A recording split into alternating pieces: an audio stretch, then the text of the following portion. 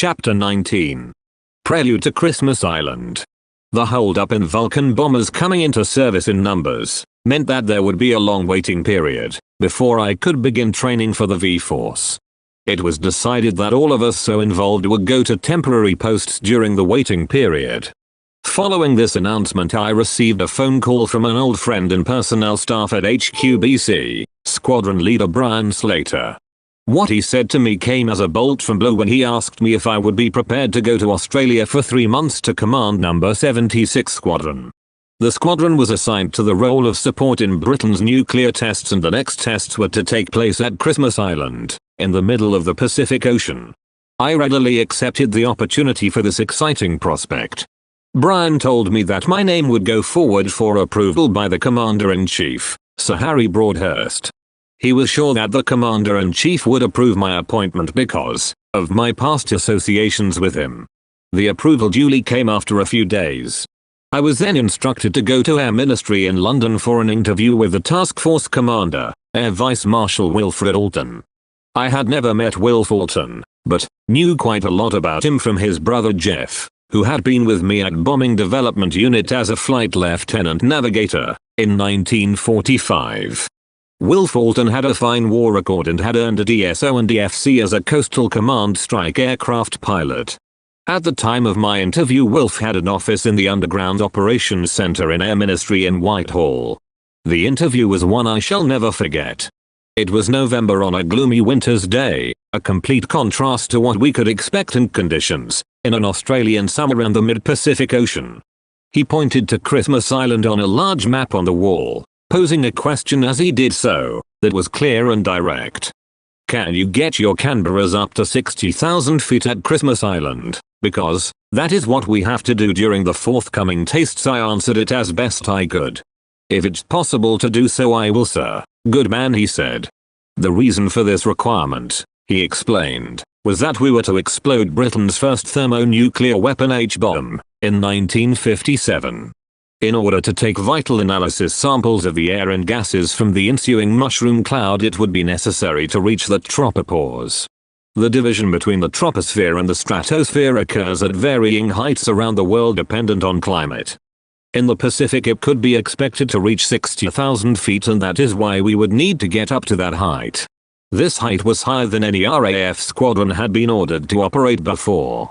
It certainly presented a challenge, but that was what I was to face in many exciting adventures over the next year.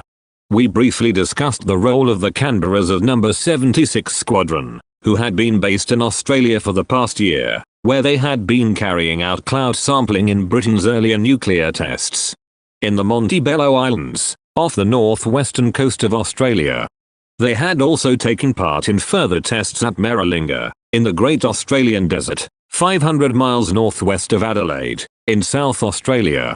The interview was reasonably brief, but, as always, with Wilf Alton, absolutely clear and decisive. It was the beginning of an association which has lasted to this day. His last words were, "Good luck in Australia, I'll see you in the Pacific next year." It sounded exciting. I came away feeling thrilled at the forthcoming prospects and challenges. Firstly, I was to have my first command of an operational squadron. Secondly, although it was scheduled to be only for a few months, it was going to be as exciting a challenge as any squadron commander could wish for. It was hard for me to imagine what would lay ahead, as I made my way back to Lincolnshire on a cold and wet winter's night. When I got home and told Gladys, she was excited for me at being appointed to such a prestigious operational command, but she was not so happy at spending several months at Scampton on her own with Valerie. Fortunately, although I was to go to R.A.A.F Western Zoyland for a couple of weeks, I would be home for Christmas leave. I was to depart for Australia in mid-January, flying Civil Airlines to Adelaide. Western Zoyland is in a nice part of Somerset, near the town of Bridgewater. The station had a few Canberras and acted as a rear base in UK for the aircraft and crews taking part in the nuclear trials. The operational and administrative support so necessary to launch overseas operations was provided by this unit. As far as I was concerned, it was here that the crews, for what was known as Operation Grapple, the Christmas Island tests, would assemble. Some of these crews had already participated in the earlier tests, Operation Mosaic, in the Montebello Islands, and Operation Buffalo at Maralinga. Many of them had volunteered for Grapple but were familiar with Edinburgh Field, the Royal Australian Air Force Base, 18 miles north of the city of Adelaide. A skeleton staff of air and ground crew of No. 76 Squadron had remained at Edinburgh where the Squadron's 10 Canberra B-6 aircraft were based. The spell at Western Island enabled me to meet the new crews and also the experienced crews. The latter were able to give me considerable background information on Australia, the previous tests and general details of assistance in helping get right into the job. In addition, we were kitted out with flying gear, suited to the Canberra B-6, and very different conditions we would meet in Australia in the tropics. Meanwhile, I was able to do a bit of a flying in a Canberra MT-4, the dual version of the aircraft. I did a right-hand seat conversion, which would enable me to carry out COS checks on all crews when we got to Australia. My favorite Christmas story come from my time at Western Island, when I went into Bridgewater one free afternoon to do a bit of shopping. As I crossed the main bridge in town I saw a large department store displaying a very traditional Christmas message. Peace on earth and goodwill towards all men. Was in a huge sign running right across the frontage of the first floor. I thought this to be a fine festive season message, so I decided to look around the store. As I got to the main door, I noticed a small more permanent notice on the door, this one displayed all year round, no gypsies served here. Somerset has always shunned the gypsies, although with current race relations laws, such a notice is unlikely to be displayed now. The large message was certainly negated by the sentiment of the small notice. Christmas at Scampton was lots of fun, enjoyed with all the other families in like circumstances. For Gladys, Valerie and I the thought of further separation hung over our heads. Thankfully, we did not know this at the time that the actual separation time was to turn out to be 11 months.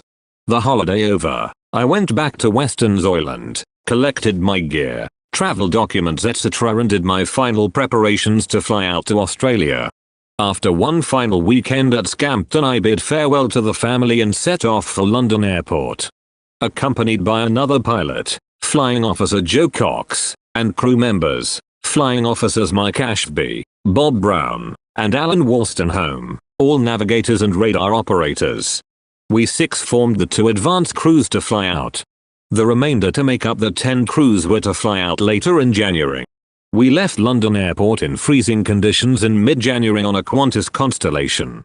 The flight to Australia, in those days, took 3 days, with 2 night stops en route. We flew to Rome for refueling stop and then on to Istanbul. After an hour in Turkey we did a 17-hour haul across the Mediterranean, over Iran and on to Karachi. We were supposed to go on to Bombay and stop the night, but fog there had forced us to stay in a hotel in Karachi, a very Spartan stop it was too. The next morning we flew to Bombay, for a short stop, then on to Colombo, and after 1 hour at Colombo, we flew on to Singapore via Bangkok. In the Tiger City we stayed the evening and night at the famous Raffles Hotel, a memorable sojourn. The next day we flew on to Perth via Jakarta, hot and steamy as always. It was a lovely soft and warm summer's night in Perth, but at last we were in Australia. We realized the vastness of Australia when we flew all night across to Sydney, arriving there early the next morning. We left the Qantas Constellation, swapping to an Australian domestic airline flight of 3 hours in a Vickers Viscounts to Adelaide.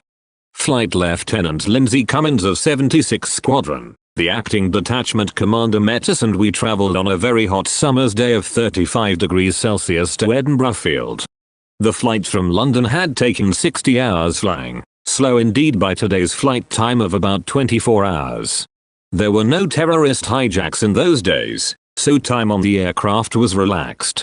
The captain used to come down the aircraft and talk to passengers and you kept the same captain over several sectors. Our captain was ex-R.A.A.F and he took a lot of interest in us. We were able to enjoy his company over drinks in Singapore, very different from the impersonal way it all is now. On arrival at Edinburgh, all we wanted to do was sleep, not easy in the heat of an Australian summer's day, in rooms without air conditioning. R.A.A.F Edinburgh Field, received its name from the Duke of Edinburgh, on a flying visit there. The base was commanded by an R.A.A.F Group Captain Gil Cummings, and was administered and staffed by R.A.A.F personnel. The R.A.F detachment was number 160 Wing, commanded by Wing Commander Ron Cobb. Number 76 Squadron, which I now formally took over, was attached to 160 Wing, but under the operational command of number 3 Group Bomber Command.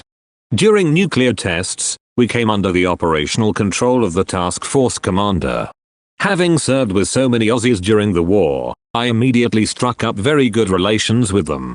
The R.A.A.F equipment officer Flight Lieutenant Ulreed had been on number 149 Squadron when I was at Method in 1944 with 218 Squadron. There was, at times, some friction between the R.A.F and the R.A.A.F, but I would certainly not contribute to that. I soon established a very good relationship with the Aussies, and this feeling was generated through to my crews.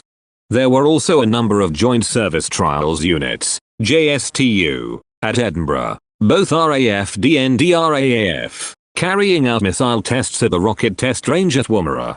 Nearby was a large complex housing the Australian Weapons Research Establishment, on whose behalf the JSTUs operated. One of these was commanded by a famous New Zealand pilot, Wing Commander Sam McHardy, a distinguished Battle of Britain pilot, whom I had met before, and we struck up a lasting friendship. The R.A.F personnel on the JSTUs were on a 2-year tour and had their families with them. Sam and Betty McHardy were very good to me and gave me a family affection that lasted many years, in Australia, England and finally New Zealand. I started flying the day after my arrival with Lindsay Cumming, who took me for conversion to the B-6 and local area familiarization. Adelaide in summer was hot, but with unlimited visibility and clear skies day after day. It was a vast contrast from the freezing days in an English winter. The first 70 days passed without a single drop of rain and with temperatures mostly over 30+ degrees centigrade. The main danger initially was from possible sunburn. I had stayed crewed up with 2 of the chaps I had flown out with to Australia. Flying Officer Mike Ashby had been on the previous tests and was therefore able to provide valuable aid in our settling in at Edinburgh. Flying Officer Bob Brown was, like me, new to the role, a Scot with a great sense of humor and thoroughly likable. We got on well together and soon formed a happy and competent crew. Our task was to get down quickly to settle in all the remaining crews as they arrived. A comprehensive training program was initiated, with special emphasis on flying at the highest possible altitude, as required for the future at Christmas Island. We would have to fly long sorties for the flight up to Christmas over remote Pacific areas, with few navigational aids, so training under such conditions was essential. Using sun shots as often as possible. In order to reach the 60,000 feet required, we set up an exercise to simulate the flight from Christmas Island to the H-bomb dropping site at Malden Island. Malden was 400 miles south of Christmas Island, so we had to work out a minimum fuel requirement to fly to Malden, carry out the nuclear sampling at 60,000 feet and fly back to Christmas. It so happened that Lake Eyre, a dried up salt lake in the Aussie desert northwest of Edinburgh, was 400 miles away. Therefore, we used this as the simulation of Malden. By trial and error we managed to establish a minimum fuel load necessary, but consistent with safety and reaching the high altitude required. We also tried various tests as to how far we could travel with one engine shut off and with the other idling. We found that, with both engines shut back, we could glide from over 50,000 feet, some 200 miles, plus, in a simulated glide. The conditions in South Australia were different to what we could expect at Christmas Island, so we had difficulty in getting to 60,000 feet. We gradually improved in training and managed to get up to 58,000 feet, so we were nearly there. We then hoped that conditions at Christmas would enable us to get the extra 2,000 feet. The squadron had not had this problem in the earlier atomic tests. Because the nuclear clouds did not go up to the tropopause so soon after the burst, in the lower yield weapons. We carried out the long navigation flights to maximum range over the vast Australian desert. The aids we were limited to were the radio compass, bearings from Australian airfields, navigation beacons, and the taking of sun and star shots using the periscope sextant. It needed first-class navigation from the crews, and on every flight a minimum number of sunshots had to be plotted, something crews from UK were not used to. In UK they were assisted by a sophisticated system of radar and other direction-finding aids. Using Rebecca we worked out the safe high-level let-down pattern for Edinburgh Field. There was no GCA or its equivalent there, so we required a safe bad weather letdown of our own. One problem we also had was to conserve aircraft so that we had plenty of hours on each aircraft that went up to Christmas Island. We had to avoid any major routine servicing needs to be carried out there, due to the limited servicing facilities. Despite all this training, life at Edinburgh was good fun. On the flight out from UK I had met an Australian couple returning from a world tour, who gave me their phone number and told me to contact them when I got to Adelaide. After 2 weeks on a free weekend I phoned Leigh and Edna Wright. Leigh asked me in true Aussie fashion, "Where the hell have you been? Get yourself a tennis racket, your swimming togs and get down to Adelaide for the night." I never looked back and met, through the Wrights, a wide circle of friends. They had a cosmopolitan group from all sorts of countries, who were emigrants from Hungary, Germany, Austria, UK and all sorts. Henry Cripps, the leader of the South Australian Light Orchestra, was one of them. We all met at weekends for tennis and swimming parties, and once you got into the circle you just got taken up by one family after another. In 1957 the dreaded 6 o'clock drinking rule still was in force, but you were, however, allowed to drink wine up to 9 p.m. if you were in a restaurant having a meal. After that you drank the flavored Café Royale coffee laced with brandy, illegal but enjoyable. Adelaide is blessed with lovely beaches on its coastline, and I went with the McHuddies on beach picnics at the beach resort at Glenelg where they lived, and I really enjoyed weekends there. Adelaide is also a great cricket mecca, and I went to the famous Adelaide Oval and watched local league cricket of a high standard. On one occasion I watched a match and nearby sat the great Sir Donald Bradman. It was a great thrill to see this man, the greatest of them all. What triumphs he has seen at the Adelaide Oval. The cinemas were very good and rather like theatres, with usherettes and long dresses showing you to your seats. Theatre-like intervals took place, when soft drinks, coffee etc. could be had. No alcohol and no smoking were the other rules. Apart from the lack of alcohol, it was reminiscent of a night at the theatre in London. Time for the Christmas Island move was getting close, so I decided it was now time to carry out a proving flight over the long 4,500-mile route. It was to be the first flight by a jet aircraft along this route, so I was proud and thrilled to be pioneering a new phase in aviation, which, as it evolved, was to develop into a vast tourist trade. One in which the world was to shrink. A world in which the previous voyages classed as rare were to become commonplace. We were 1 year away from the introduction of the Boeing 707 onto Pacific routes, a move which was to halve times of flights between Pacific and world destinations. Upper altitude phenomena was still a matter of scientific speculation. The effects of weather, temperatures and physiology had never previously been experienced over the wide Pacific. We were to operate regularly at the altitudes over 45,000 feet and up to 60,000 feet. Almost 40 years later, airlines in general are still mainly operating below 40,000 feet. A few days before I set out for Christmas Island I had a runway actuator incident. With the modifications introduced after the early disasters, the result of a runway actuator was less dramatic. Nevertheless, it could still be very nerve-wracking. I went on an air test and took Sister Elkins, a Royal Australian Air Force nursing sister from the base hospital, on a familiarization flight. The actuator ran away and I had a fight to keep the aircraft under control. Fortunately, the runway was in the up-range and by throttling back and reducing speed, I had sufficient elevator control to prevent the nose-up altitude moving to the stall angle. I said nothing to alarm Cecilia Elkins, but advised air traffic and asked for a priority landing. I got the aircraft down safely and back on the ground. Cecilia said afterwards that she thought I was working extra hard. Cecilia was a lovely girl who later married Alan Reid and they have remained old friends over the years. Later on we did a tour of Singapore together with the Reids and I have also visited them in Canberra, where they now live in retirement. On the 4th of May I sent off for Christmas Island and flew first to the R.A.A.F base at Amberley near Brisbane. I had visited there before on an earlier cross-country training trip. On the 5th of May we set off for Nandi, Fiji.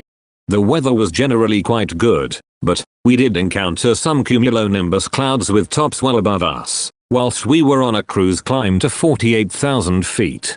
In Europe we had always believed that QNB tops only went up to just over 30,000 feet, so much for that theory. We made sure we steered round the anvil heads, which, no doubt would have packed quite a punch. We did not have weather radar in our aircraft to help us avoid storm centers, so it was more difficult to keep clear of them. The best way being to fly around the tops. The weather was clear as we picked up New Caledonia with its tropical forests and mountains. The sea had a wonderful variety of colors of teals and blues, punctuated by the coral reefs around the various offshore islands. We had left Amberley very early to get into Nandi, Fiji before lunch. At this time of the year we could expect heavy rains to develop in the area every afternoon. Once we got over halfway from New Caledonia to Fiji there was no turning back. There was no other alternative airport to Nandi we could divert to, so we had to get in there once committed. The weather checked okay. And we flew on to Fiji, eventually making VHF contact with Nandi, who reported good weather. We were told that our arrival was going out on local radio. About 200 miles out and at 48,000 feet we could see the coast of Fiji, so we began our descent. As we flew in on the final approach they asked us to put on a display for the big crowd assembled at Nandi Airport. As we flew around doing tight turns and low passes we could see the huge crowd at the airport. We landed from the flight after 3 hours and 40 minutes and over 2,000 miles in distance. This was in comparison to the previous fastest time by piston-engined aircraft of 6.5 hours. The locals could not believe that we had brought Australia and Fiji so close. We were met and congratulated by local dignitaries and a crowd of several thousand, including over 2,000 children who had been given time off to see us arrive. One thing they can never do is take away air first. I am proud to be the first pilot to fly to Fiji from Australia in a jet and to have almost halved the previous flight time. Everywhere we went that night we were welcomed as heroes. Qantas airline engineers were keen to help us refuel and assist in going over the aircraft on its post-flight check. They were due to start getting their first Boeing 707 aircraft on their route the next year. With frequent flights by us in and out of Nandi over the next few months they would have ample opportunity to exercise their skills. After this was over and the aircraft wrapped up for the night, we enjoyed a welcome lunch and swim at the Macamba Hotel, whose staff over the future months would get to know all our crews well. It was a very relaxing place to stay with this lovely surrounds, scenic views and the lilting Pacific Islands music. Accompanying us on this proving flight was a Flight Lieutenant Bob Dad, who was an engineer and had flown along the route before in Hastings Transport. It was his birthday and as we were to cross the international date line the next morning en route to Canton Island, Bob was to have 2 birthdays. Next day we set off on another first jet flight from Nandi to Canton Island. Canton was a British United States condominium, with a New Zealander as district commissioner.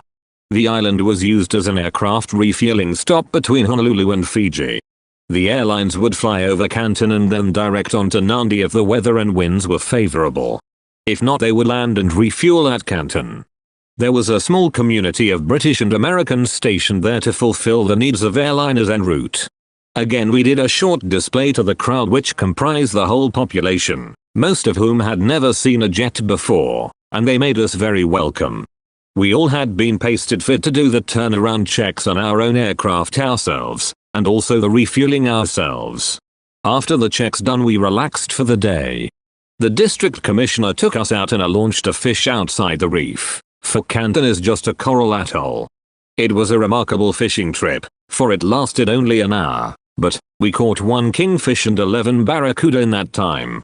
We fished by trailing several lines over the stern, and after 20 minutes sailing outside the reef the fish started to bite. As they were hauled on board, a native seaman struck them with a gaff and threw them into a 100-gallon drum on the deck, where they viciously thrashed around in a most menacing way. Very necessary to keep clear as the barracuda snapped away at anything they could get at. On the 6th of March we flew on to Christmas Island, some 800 miles to the east.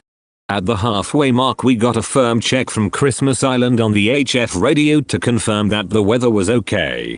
We went on and were committed to find Christmas Island. Sitting at 40,000 feet plus, islands are very small targets, and if you miss, the next stop is South America. Sitting up at such a great height I viewed the vast expanse of the ocean all around us. Coming from the crowded development and scenery of Europe, it was quite an awe-inspiring sight to view such remoteness. Christmas Island is 1,200 miles south of Honolulu, 800 miles from Canton and 1,500 miles north of Tahiti. It certainly is a remote area of the Pacific, and yet, although we had flown 4,500 miles across this great ocean, South America was still another 4,000 miles away. About 200 miles out, Christmas Island started giving us bearings and we were asked to do a beat up on arrival, for the benefit of the troops and sailors on the ground. The atoll came into view in perfect weather, and I remembered that Captain Cook discovered this remote spot and spent Christmas there in the 18th century, hence the name. We were, once again, the first jet to fly into Christmas Island, a fact that was to irk the CEO of the Valiant Squadron, Wing Commander Ken Hubbard, a week later.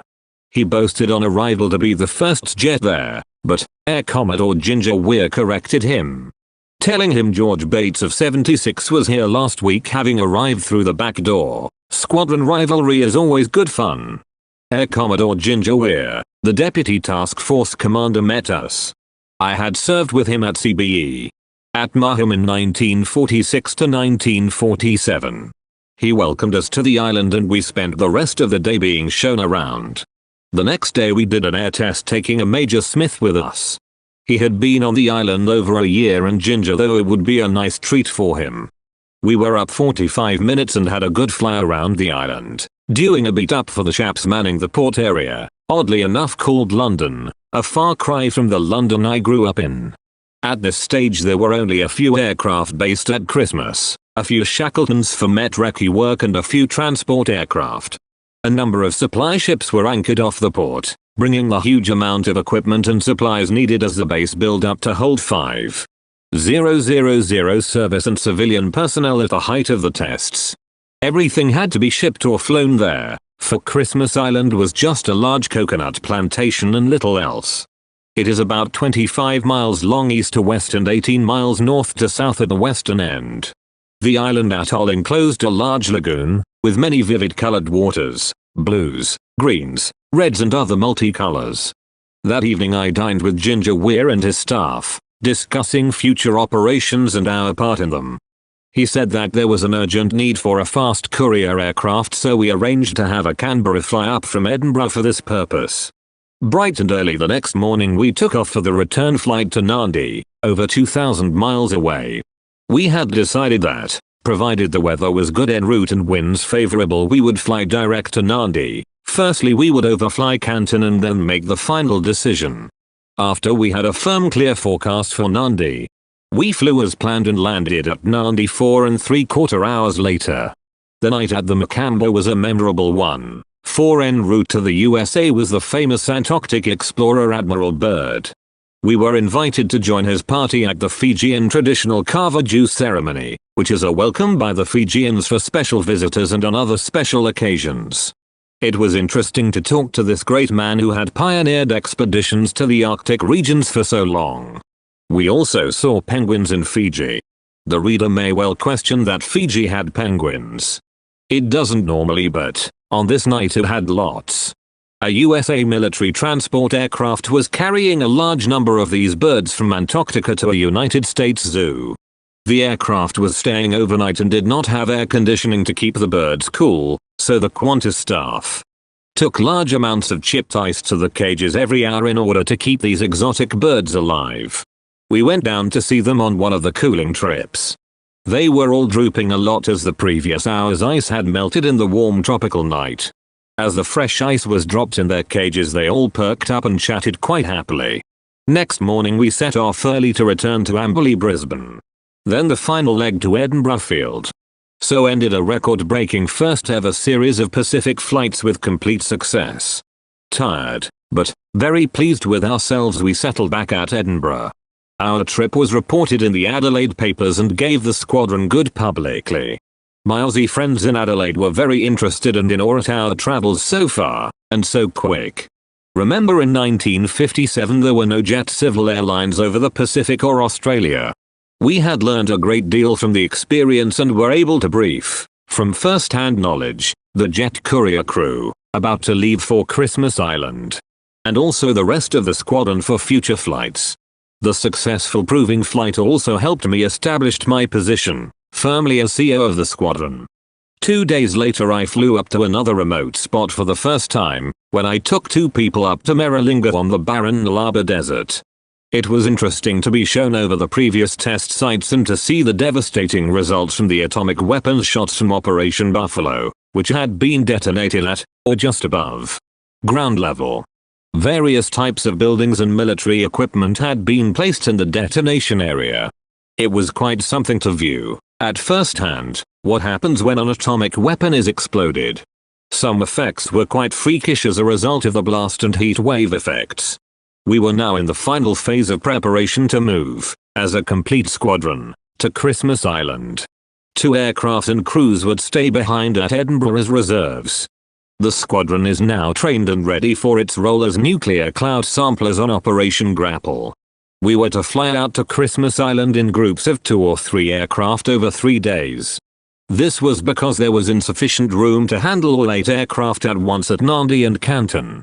I spent my last few off-duty periods in Adelaide saying my farewells. I had grown to love this beautiful city, which had become a sort of home from home. Our actual departure date was to be kept a secret, as was all the moves involved with Grapple. The final word to move came when I led the first 3 aircraft off to Amberley on the 18th of April. We were now getting down to the real business we had prepared for, and the squadron was really keen and geared up to perform. 76 Squadron was a unique part of Grapple, because of its previous years of experience on the other tests. Other squadrons were new to the game. One could sense the pride felt by the squadron, in both our ground and air crews, who were all volunteers and determined to uphold the proud record the squadron had earned in its unique role.